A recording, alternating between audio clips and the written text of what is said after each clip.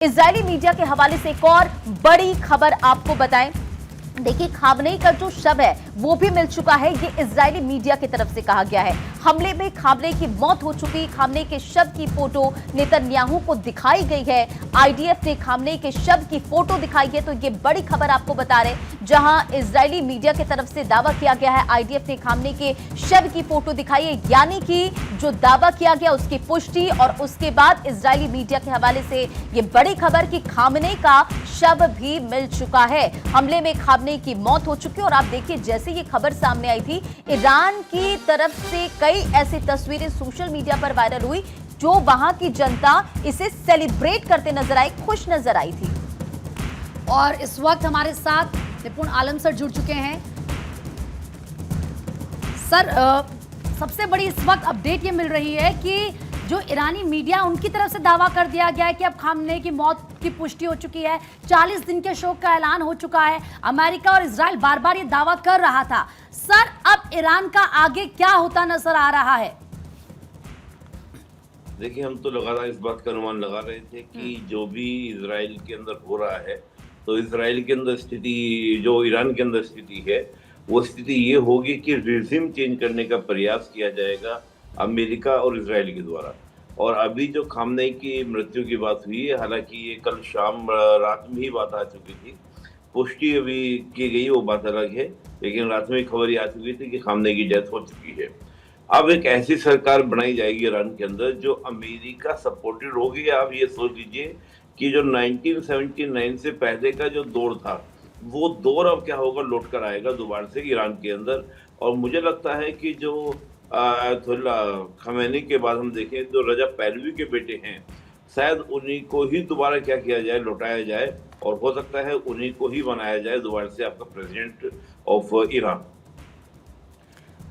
Sir, पहले भी एक रिपोर्ट सामने आई थी जिसका जिक्र अब हम अभी भी कर रहे थे, जिसमें इस्लामिक रिवोल्यूशनरी गार्ड कॉर्प्स के कट्टरपंथी नेता इसकी जगह ले सकते हैं, क्योंकि ये जो दावा था ट्रंप की तरफ से पहले भी किया गया था। लेकिन अब सबसे बड़ा सवाल यही कि शासन अब कौन संभालता नजर आएगा? नहीं, देखिए क्या है कि अब जो भी गवर्नमेंट बनेगी, एक बात आप समझिएगा कि देखिए, खामनेई की डेथ के बाद में किसी और का बनना, हालांकि जो एक सक्सेसर है उनका डिक्लेयर कर दिया गया था कि मेरे बाद में खामनेई ने पहले ही कर दिया था। उनकी उम्मीद है कि वो अपने आप को पावर में बिठाएंगे, यानी सत्ता में लाएंगे। लेकिन अब जो वहाँ पर विद्रोह या कह लीजिए विरोध करने वाले लोग थे, जो विपक्ष कर रहे थे हमेशा खामनेई गवर्नमेंट का या इस्लामिक रिवोल्यूशन का या इस्लामिक जो वहाँ पर गवर्नमेंट थी उसका विरोध कर रहे थे, उनका जो सुर है वो बहुत मजबूत हो जाएगा। लेकिन सर, ये जो सिचुएशन बनी है, ये जो युद्ध के हालात बने हैं, इसका भविष्य आप क्या देख रहे हैं? क्या मिडिल ईस्ट की जो जंग है, अब ये कहा जाए कि एक तरह से अब ये शुरुआत हो गई है यहाँ पर, या फिर अब कंट्रोल हो जाएंगे हालात? मुझे लगता है कि अब कंट्रोल हो जाएंगे हालात। भले ही आपका कोई भी सक्सेसर जो है खामनेई की जगह ले, लेकिन उतना अब अग्रेशन देखने को ईरान के अंदर नहीं मिलेगा। देखिए, मैं ईरान के अंदर पहले से बोलता आ रहा था कि ईरान के पास जो मिसाइल है वो लगभग 2-2.5 हजार की संख्या मिसाइल है। उन्होंने पहले दिन ही करीब 400 मिसाइलों को क्या दाग दिया था। तो इसका निर्माण लगा सकते हैं कि 5 से 6 दिन ये वोट चलने वाला था। लेकिन जिस प्रकार खामनेई की डेथ हो गई है, तो उसके बाद बिल्कुल सर, दावा तो ये किया जा रहा है कि शनिवार की सुबह अपने दफ्तर में ही वो मारे गए हैं। ये भी इसको लेकर अपडेट सामने आ रहा है, जहां पर एक तरफ ईरान मानने के लिए तैयार नहीं था। ट्रंप, नेतन्याहू लगातार इसको लेकर दावे कर रहे थे खामेनी की मौत को लेकर। लेकिन सर, अब आपको क्या लगता है, रूस और चीन का अब इस स्थिति में क्या रोल रहने वाला है? क्या ईरान के एक नए उदय का इंतजार करेगा, या क्या कुछ अब आप देख पा रहे हैं? देखिए, रशिया और चीन ने, मैं पहले बोलता आ रहा हूँ, रशिया और चीन के द्वारा ओपनली खुलकर वॉर में आना पॉसिबल नहीं है, ना वो आए हैं। हाँ, उन्होंने ये जरूर था कि ईरान को मिसाइलों से लैस किया था। बहुत सारी मिसाइलें चीन के द्वारा और रशिया के द्वारा दी गई थी ईरान को। लेकिन इस प्रकार की डेथ के बाद में ये जरूर होगा कि चीन और रशिया चाहेंगे कि इतनी आसानी से अमेरिका टेक ओवर ना करे, अमेरिका को बकायदा एक विरोध का सामना करना पड़े। लेकिन स्थिति जो है, मैं मान के चल रहा हूँ कि जो वहां पर विरोध या प्रदर्शन करने वाले लोग थे, अब उनका जो एग्रेशन है या वो बहुत मजबूती सड़कों पर होंगे, और जो कोशिश थी अमेरिका की रिजिम चेंज करने की वो कामयाब होगी। और ऐसी लेकिन सर, भारत की भूमिका पर आपसे सवाल मैं करना चाहूंगी, क्योंकि अगर यूनाइटेड स्टेट्स की बात करें या फिर हम इजराइल की बात करें, तो भारत के रिश्ते ऑलरेडी मजबूत हैं इन कंट्रीज के साथ। अब आगे भारत के लिए भी तो चुनौतीपूर्ण चीजें रह सकती है ना सर, इन हालातों को देखते हुए।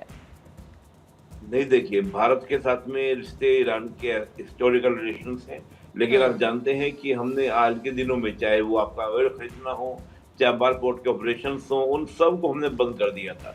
तो हमारे ऊपर इतना प्रकार का प्रभाव नहीं पड़ेगा। और देखिए, हमने कभी भी, जो वहां पर इस्लामिक रिवॉल्यूशन 1979 में हुआ था, तब से लेके आज तक हमने इस्लामिक रिवॉल्यूशन का स्वागत नहीं किया था। वो ठीक है कि हमने परिस्थिति को देखते हुए, जो IR में कहा भी जाता है, इंटरनेशनल रिलेशंस में कहा भी जाता है कि नथिंग इज द परमानेंट, हमने समझ बनाए थे, लेकिन हम कभी भी इस्लामिक रिवॉल्यूशन का वेलकम नहीं करते हैं।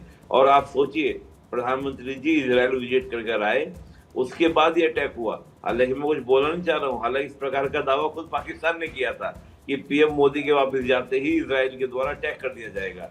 लेकिन बहुत सारी बातें हैं जो ओपनली बोलने की नहीं होती, और हमारे इजराइल के साथ जो गठबंधन है या इजराइल के साथ जो हमारे रिलेशंस हैं वो प्रगाढ़ होंगे, और ईरान में जो नई सरकार बनेगी उससे संबंध हमारे खराब नहीं, अच्छी। सर, लेकिन जो इस युद्ध की जड़ है न्यूक्लियर प्रोग्राम, उसको अब आप कैसा देख पा रहे हैं? क्या होगा? क्या खामनी के साथ साथ वो भी दफन हो जाएगा?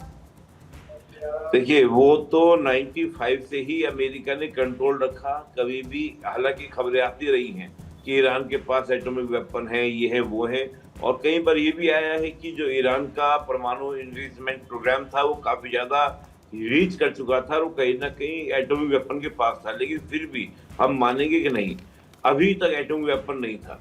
अब स्थिति ये होगी कि अमेरिका जब अपनी पपेट गवर्नमेंट हाउस बनाएगा या अपने सपोर्टेड रिजीम वहां पर लेकर आएगा, तो उस स्थिति में तो ऑटोमेटिकली कंट्रोल रहेगा, वो किसी प्रकार से। इजरायली मीडिया के हवाले से एक और बड़ी खबर आपको बताएं। देखिए, खामनेई का जो शव है वो भी मिल चुका है, ये इजरायली मीडिया की तरफ से कहा गया है। हमले में खामनेई की मौत हो चुकी, खामनेई के शव की फोटो नेतन्याहू को दिखाई गई है। IDF ने खामनेई के शव की फोटो दिखाई है, तो ये बड़ी खबर आपको बता रहे हैं, जहां इजरायली मीडिया की तरफ से दावा किया गया है IDF ने खामनेई के शव की फोटो दिखाई है, यानी कि जो दावा किया गया उसकी पुष्टि। और उसके बाद इजरायली मीडिया के हवाले से ये बड़ी खबर कि खामनेई का शव भी मिल चुका है। हमले में खामनेई की मौत हो चुकी है। और आप देखिए, जैसे ये खबर सामने आई थी, ईरान की तरफ से कई ऐसी तस्वीरें सोशल मीडिया पर वायरल हुई, जो वहां की जनता इसे सेलिब्रेट करते नजर आई, खुश नजर आई थी। और इस वक्त हमारे साथ निपुण आलम सर जुड़ चुके हैं।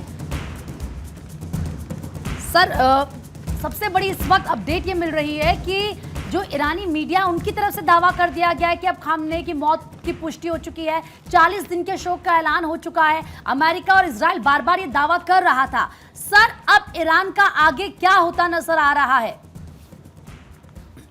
देखिए, हम तो लगातार इस बात का अनुमान लगा रहे थे कि जो भी इजराइल के अंदर हो रहा है, तो इजराइल के अंदर स्थिति, जो ईरान के अंदर स्थिति है, वो स्थिति ये होगी कि रिजिम चेंज करने का प्रयास किया जाएगा अमेरिका और इजराइल के द्वारा।